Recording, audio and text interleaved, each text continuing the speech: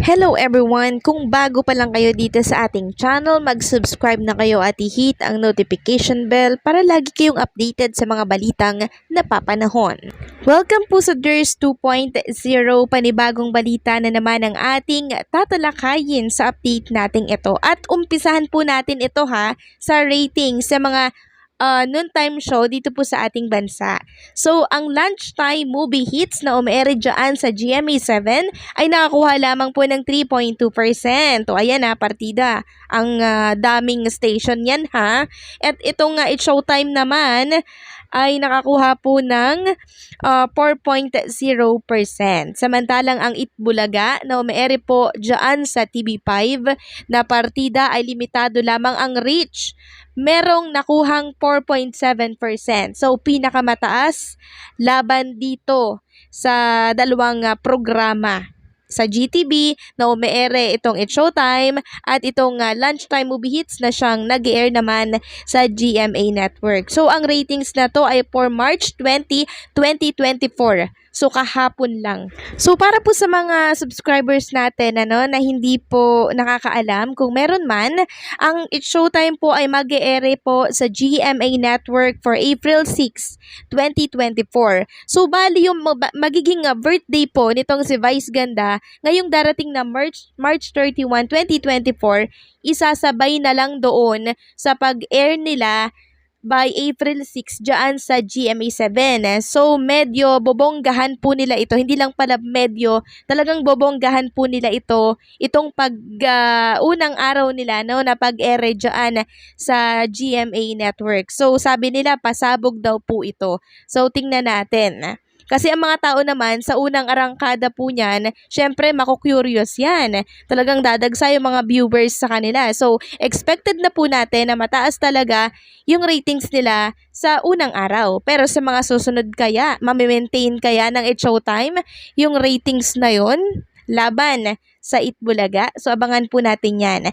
At narito naman yung komento po ng ilang kapuso sa paglipat ng It's Showtime sa GMA Network. So, nagkakagulo po talaga sila. Nagkakagulo sila at maraming tutol, maraming ayaw na It's Showtime ay ang gawing noontime show ng GMA Network. So, basahin natin ang ilan sa mga komento ng kapuso. Sabi dito, labang kakayahan ng GMA na mag-produce ng sariling show. Showtime is kapamilya, contract star ng kapamilya yan. Tapos ilalagay sa main channel.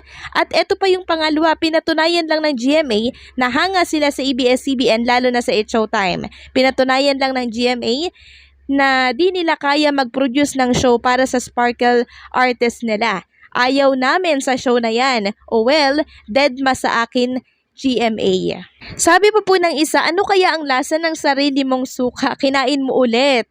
Pinagtawanan ang GMA tapos biglang nabago ang ikot ng mundo sa GMA, tumakbo. Sabi pa ng isa, ayaw kong manood dyan, kawawa naman yung mga kapuso artist.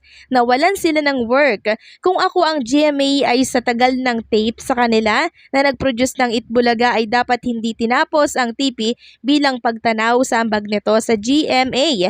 Total, maraming ads naman at kumikita dahil lang sa utang tinapos, pwede naman silang 70-30 etc. Kawawa naman ang Tape Inc. na may building pa naman na sarili. So, paglilinaw lamang po kaya po marami ang ads ng tahan ng pinakamasaya kasi nagbagsak presyo po sila. Yung dating 150,000 to 250,000 by 30 second na ads nila ay ibinagsak nila ng 40,000 na lang. Ang laki po ng ibinagsak. Kaya maraming advertisers talaga ang magpe-place ng ads sa kanilang programa kasi bagsak presyo. Ikaw ba na advertiser, hindi mo igagrab yun? Sabi pa ng isa dito, hindi maganda ang partnership na yan. Hindi naman dadalhin ng Showtime ang pangalan ng GMA kundi ng ABS. Papayagan nilang masapawan sila sa sarili nilang broadcast platform. Naisip kaya nila ang magiging implication yan sa katagalan? Sabi pa ng isa, di kaya ng GMA mag-produce. Sabi pa ng isa dito, dyan na talaga nagkamali ng desisyon ng GMA. Marahil sila nakalimot na, pero mga diehard Kapuso fans, di malilimutan ang mga panlalait na galing sa Showtime noon sa GMA, and up until now, mga fans ng kabila nagyayabang at nanglalait sa program artist at mismong network na GMA ma-disappoint dyan, especially yung mga dependers na pinagtatanggol ang network sa bashers, dahil dyan lalo kayong mawawalan ng audience dahil maglilipatan sila sa Itbulaga TBJ. And eto pa po yung last. Sana gumawa na lang ng sariling non-time show ang GMA. Pasensya na. Para sa akin na loyal Kapuso, walang infact yan at hindi na lang ako manunood ng TV sa 12 noon. Sinayang ng GMA ang opportunity na gumawa ng sariling show at marami naman silang artist para maging host. Na-excite pa ako doon sa PA thrill nila na T7, tapos ito lang pala. Kaya natatawa na lang ako. So, ilan lamang po yan sa mga komento ng Kapuso na kung saan ay hindi po sang-ayon sa paglipat ng It's Showtime sa kanilang network, no? So, talaga nagbabanggaan yung mga supporters ng GMA, supporters ng ABS-CBN, talagang nagbabangayan sila at feeling ko, no? Feeling ko talaga maraming mga Kapuso at marami ding mga kapamilya ang hindi po manonood dito sa GMA kasi ang kapamilya, mas pipiliin na lang po nila ang manood sa Kapamilya Channel. Itong GMA naman, ano, na supporters, siguro lilipat na lang sa TV5, no? At papanoorin yung Itbulaga. So abangan natin yung magiging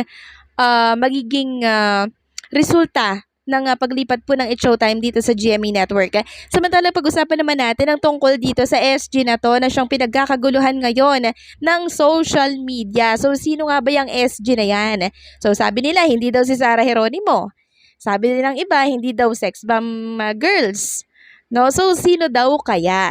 So, meron tayong bagong natuklasan na itong darating sa SG, sa therapy, ay malamang sa alamang daw ay yung papa po ni Lola Belen na gagampanan po ni Bossing Vic Soto.